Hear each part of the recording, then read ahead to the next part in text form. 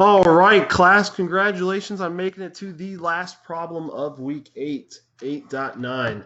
And in this problem, as we work through it together, we're going to write some functions, not just one function this time. We're going to write two functions, three if you count the main one where the program starts, in which we are able to determine if given three different numbers from the user, which of the three was the largest value and which of the three was the smallest value.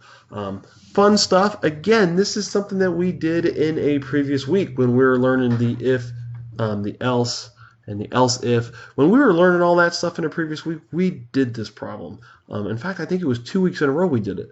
One we did it with, I believe it was an array. One we did it as just a bunch of if else. So this is actually going to be our third time doing it. But what we're going to do this time is wrap it into a function. So I promise you, even though over here in the pseudocode it looks like a lot of lines of code, it is, but it's going to be more manageable if you look at it like this. We're going to have one main function where the program is going to run.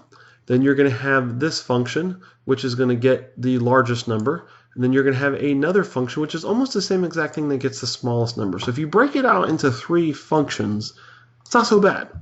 I promise you. So let's go ahead and get started. So I'm going to hit start. I'm going to go ahead and backspace all these lines of code.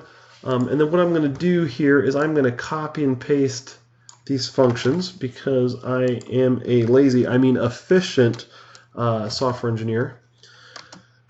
And then I'm going to copy and paste this one for the largest. Copy, paste that one on line 3.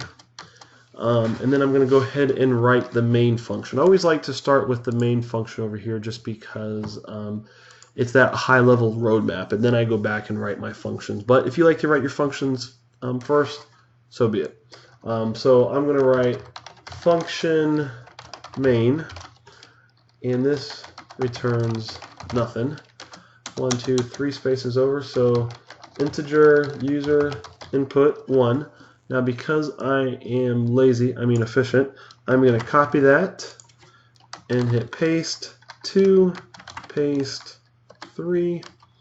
Now we're going to set these, so user input 1 equals get next input. And now I'm going to do this, oops, make sure that's a lowercase u. Copy and paste this.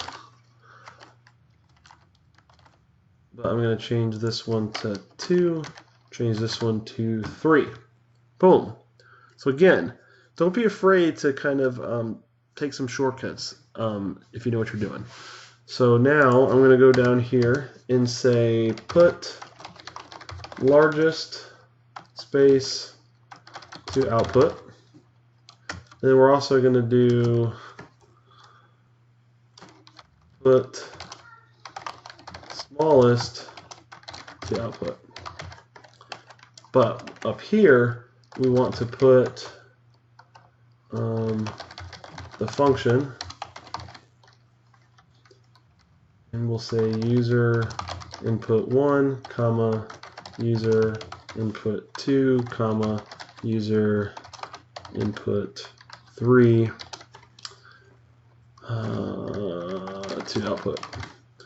What we're saying is go ahead and write the word largest colon space to output, then put the actual result of the function that we get back. So largest number, if we look over here at largest number, we have to pass in 3 integers. Notice the names don't line up. User input is what we called it inside this function, because remember, each function can only see what's inside of their function. So over here, I can't just refer to user input 2. I have to actually pass it in. Now, in order to know what to pass in, I'm passing in, I look up here, I need an integer, comma, integer, comma, integer. So I have that declared correctly. If I look up here, this is going to return an integer to me. So I know it's going to return an integer. I can just go ahead and output it. So I'm going to do the same thing here.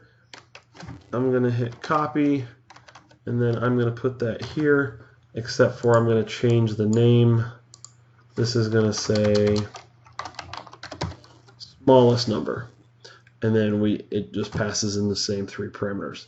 So that is basically the main program. Declare 3 variables, fill them up from the user, then we're going to call a function for the largest and the smallest, print that out to the screen so that way we can see that formatted exactly like we see here.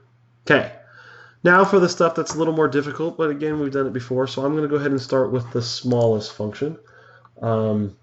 So when we want to look at the smallest function, I'm going to do 1, 2, 3. We are going to say if, we'll do number 1 is less than or equal to number 2, and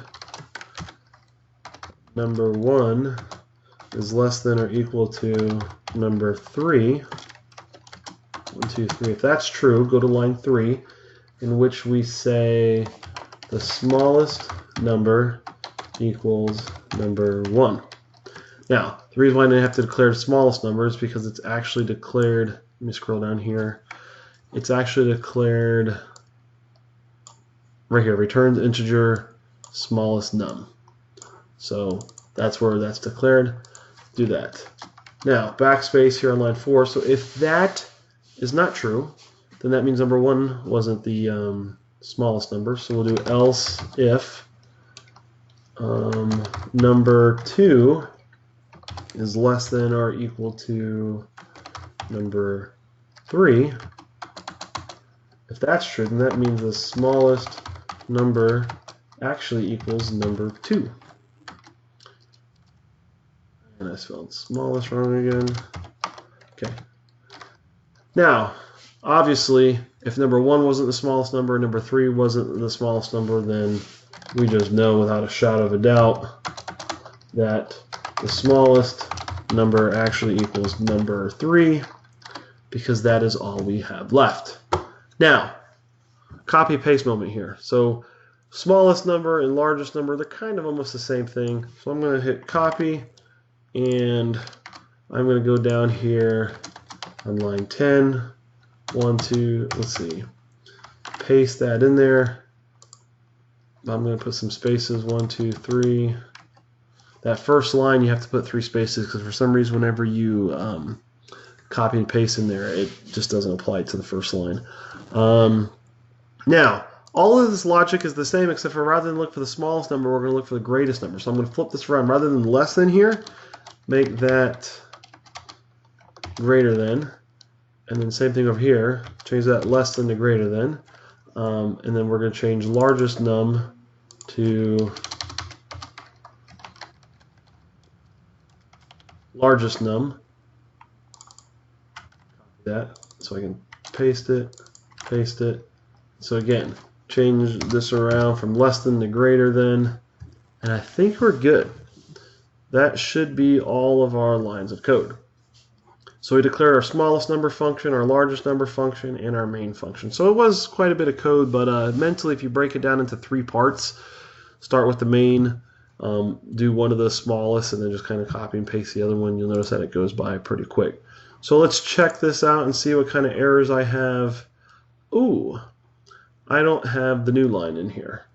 So I totally forgot to do that. So what I need to do up here, I'm going to hit next. Because we needed our format to have just like this, where it's largest number 15, and then on a new line, smallest number 3, I have to go down here, and on the smallest number, start this off with a N for new line. Hit check, boom, and we are good to go. And just like that, we are done with week 8. Only a couple more weeks in this course. You guys should be proud of yourself.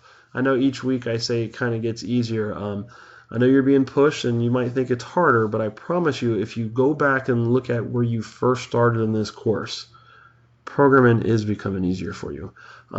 As we approach the end of the course, make sure you get all your late work turned in. I'm giving you an opportunity by Labor Day to get it all fixed. If you have any questions on any of these problems, if you want me to go into more detail, make sure you message me in the discussion threads and I will be glad to do so. But until then, take care. Week 8 is now completed. Good job.